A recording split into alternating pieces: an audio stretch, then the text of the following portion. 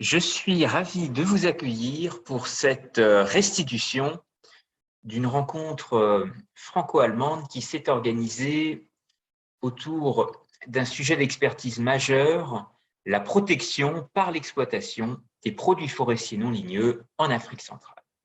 Au titre du projet Forest, dont j'ai le plaisir de coordonner le déploiement au Cameroun, je vous propose de redécouvrir ensemble un point d'étape, une rencontre qui a associé les services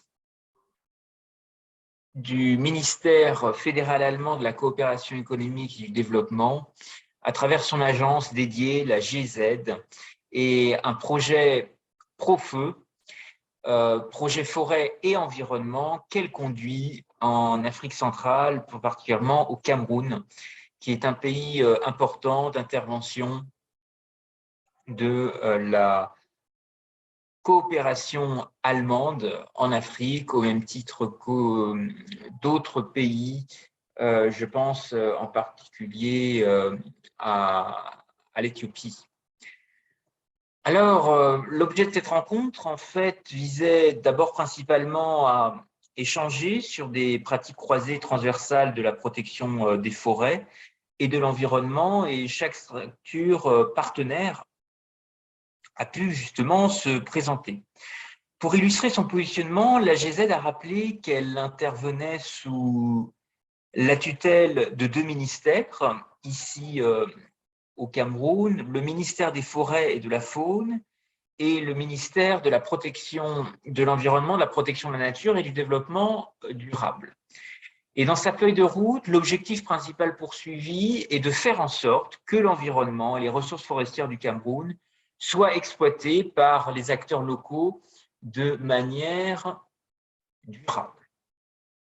Pour ce faire, la GIZ a bâti une doctrine qui est la suivante, à savoir que le projet doit soutenir la gestion durable, le projet Profeu, qui est mené par la GIZ, doit soutenir cette gestion durable et écologique des ressources forestières conformément au principe de la protection par l'exploitation. Nous allons y revenir plus tard et exposer le sens que cela représente. À cette fin, le projet et ses partenaires conseillent les deux ministères techniques que nous avons évoqués précédemment, des représentantes des communes, le secteur privé, les initiatives et les associations qui sont associées sur ces thématiques. Et enfin, accompagnement de projets de partenaires en fournissant une assistante technique et un renforcement et des capacités, ainsi qu'un appui matériel. Géographiquement, le projet Profeu, forêt et environnement de l'AGZ, intervient au niveau gouvernemental et dans 4 régions, la région centre du Cameroun, l'extrême nord, le nord et enfin l'est, qui est au cœur de cet écosystème si particulier du bassin du Congo. 4 champs d'activité sont essentiellement développés par cette agence de coopération allemande qui est l'équivalent de France volontaire, avec un appui technique qui est apporté et mis en avant dans notamment la déclinaison de ces missions. Ce qui explique que l'un des premiers champs d'activité est orienté vers une exploitation durable des ressources forestières et de la biodiversité dans les communes. Dans les régions concernées, ce projet œuvre en collaboration avec les communes à la gestion durable des forêts. Et l'objectif est que les communes et leurs habitants exploitent leurs forêts à des fins économiques et contribuent dans le même temps à leur conservation, par exemple grâce à l'amélioration des inventaires forestiers, au reboisement et à l'élaboration des plans de gestion à long terme. S'ajoute comme deuxième champ d'activité complémentaire le développement de chaînes de valeur pour les produits forestiers non ligneux et ligneux au profit de la population locale vulnérable. L'assistance technique et ce renforcement des compétences va contribuer à une professionnalisation des acteurs de ces différentes chaînes de valeur. Alors, qu'entend-on par chaîne de valeur? Eh bien, ces chaînes de valeur comprennent l'ensemble des processus qui vont de la production à la distribution. Et dans ce contexte, le projet soutient justement des groupes de femmes par le biais de formations continues ciblées. Ces participantes sont formées à la transformation de produits non ligneux, à la conquête de marchés nationaux, à l'application des principes d'entrepreneuriat et l'utilisation de solutions numériques. En outre, ce projet développe des chaînes de valeur, du bois, mais aussi du charbon de bois, produits de manière légale et dans le respect de l'environnement. Il y a comme troisième champ d'activité l'éducation environnementale pour justement valoriser les ressources naturelles, la protection du climat et l'environnement. Le projet soutient un programme national de sensibilisation et d'éducation du ministère de l'Environnement en menant des campagnes d'information. Les initiatives et les associations de protection des forêts, du climat et de la biodiversité, ainsi que les informations numériques sur des sujets liés à l'environnement, forment le cœur du programme et, bien entendu, de manière opérante, est aussi promue des fours économes en énergie, une initiative qui fait également l'objet d'une campagne de sensibilisation. Dernier champ d'activité, c'est l'amélioration des conditions d'ensemble favorisant à la fois le dialogue politique et la valorisation des ressources forestières. Ce qui veut dire que ce projet entend promouvoir un cadre juridique et institutionnel complet en vue de garantir une exploitation durable des forêts et de l'environnement. Et selon une approche ascendante, de la base vers le sommet, les acteurs locaux, les initiatives des associations sont encouragés à participer au dialogue politique en faisant part de leur expérience et en présentant leurs intérêts. En outre, les deux ministères techniques sont soutenus dans l'élaboration et la vérification de dispositions légales. À son tour, France Volontaire a rappelé son positionnement, celui d'avoir été sélectionné pour accompagner le déploiement du projet EU Forest au Cameroun et dans 5 pays partenaires d'Afrique centrale et d'Asie.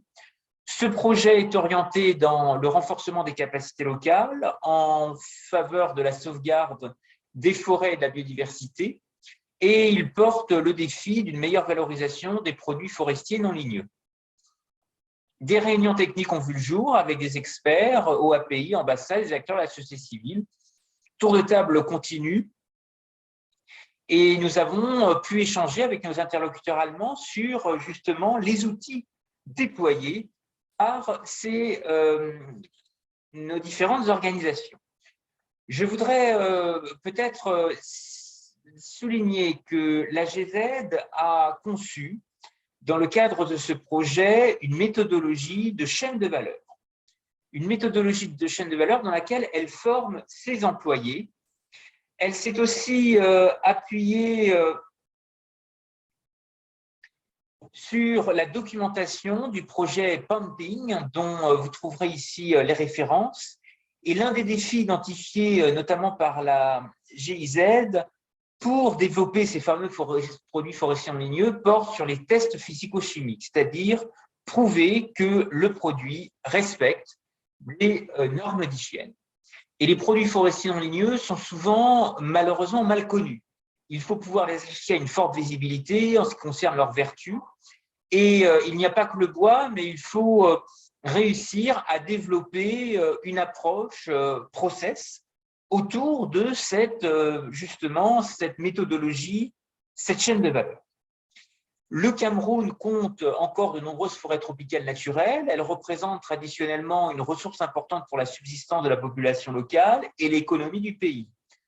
Pour autant, la migration, très importante, vous savez qu'il y a énormément de réfugiés centrafricains, la croissance démographique, la demande accrue en bois de chauffage, l'expansion de l'agriculture et le manque de sources alternatives d'emploi et de revenus pour la population sont autant de facteurs qui menacent les fonctions écologiques, économiques et sociales des écosystèmes forestiers au Cameroun.